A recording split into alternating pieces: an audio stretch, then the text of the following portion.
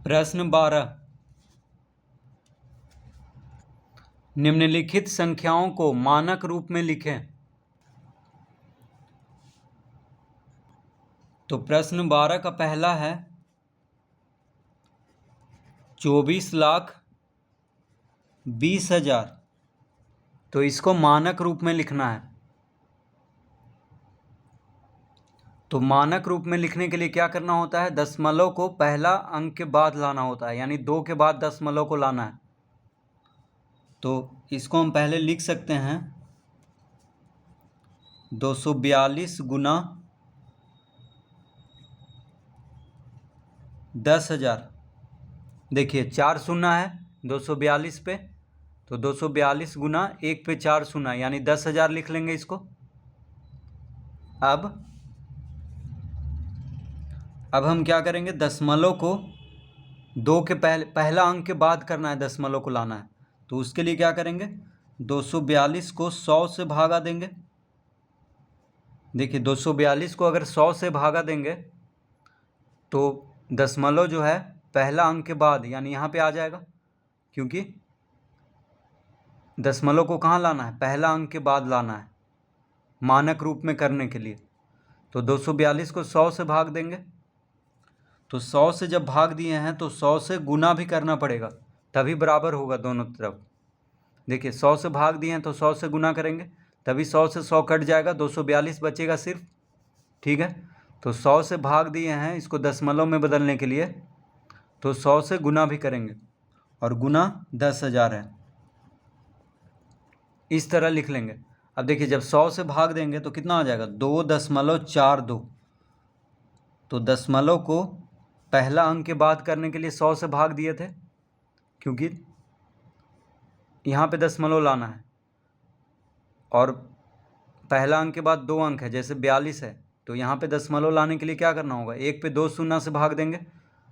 तो 242 को 100 से भाग देंगे तो 2.42 आ जाएगा, क्योंकि 1 पे 2 शून्य है तो दशमलव के बाद 2 अंक होना चाहिए, तो दशमलव कहाँ पे लगेगा, यहाँ पे। ठीक है, तो 2.42 हो गया गुना। अब 100 को लिख सकते हैं 10 का घात 2, और 10,000 को लिख सकते हैं 10 का घात 4।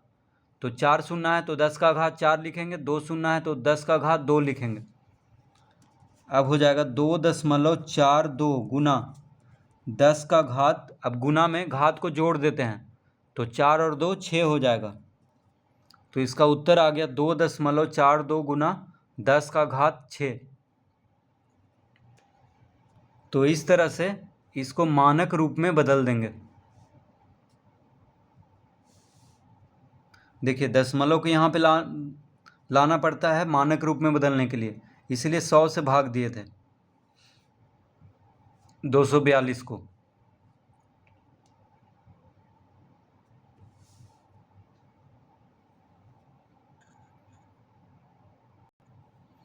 दूसरा, तो यहाँ पे है 31 पे 10 शून्य, तो इसको हम लिख सकते हैं 31 गुना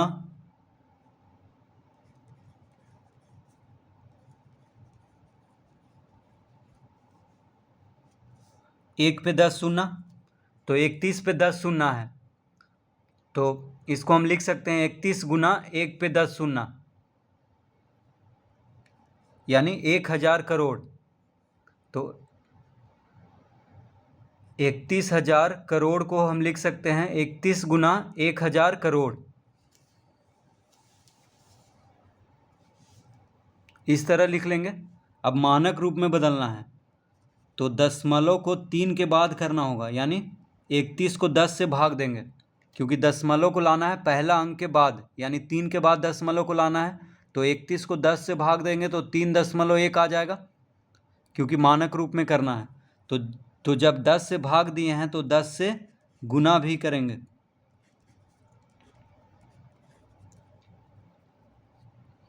देखिए 10 से भाग दिए हैं तो 10 से गुना भी करेंगे, और 1 पे 10 शून्य है तो 10 का घात 10 लिख लेंगे इसको। 1 पे 10 शून्य है तो उसको हम लिख लेंगे 10 का घात 10, और 10 से भागा दिए हैं तो 10 से गुना भी करेंगे।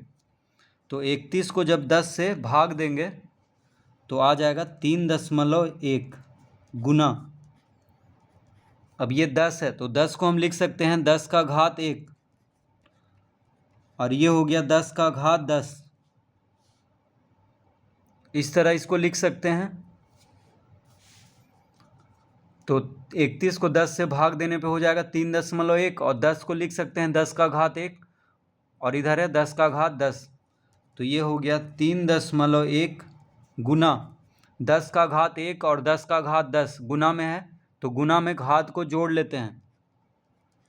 तो 1 और 10 को जोड़ेंगे तो 11 हो जाएगा। तो 3.1 गुना 10 का घात 11।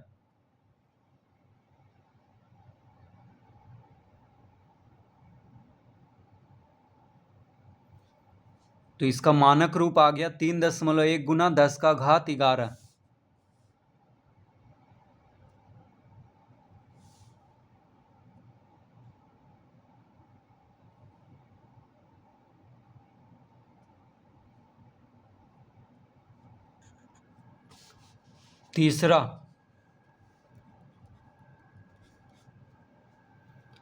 तीसरा है 41,856 पे 5 शून्य, यानी 418 करोड़ 56 लाख। इसको क्या कहेंगे? 418 करोड़ 56 लाख। तो इसको हम लिख सकते हैं 41,856 गुना 1 लाख, क्योंकि 5 शून्य है तो 1 पे 5 शून्य इधर लिखेंगे, और 41,856 गुना 1 पे 5 शून्य यानी 1 लाख। इस तरह इसको लिख सकते हैं।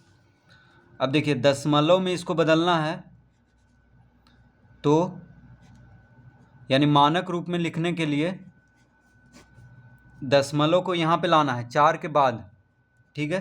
तो 4 के बाद दशमलव को लाने के लिए कितना अंक है? 1 2 3 4, यहाँ पे दशमलव लाना है, यानी 1 पे 4 शून्य, यानी 10,000 से इसको भाग देंगे। 41,856 को 10,000 से जब भाग देंगे तो दशमलव कहाँ पे आ जाएगा? पहला अंक के बाद, यहाँ पे आ जाएगा 4 के बाद, ठीक है। तो 10,000 से जब भाग दिए हैं तो 10,000 से गुना भी करेंगे, तभी बराबर होगा। 10,000 से 10,000 कट जाएगा, बचेगा क्या? 41,856।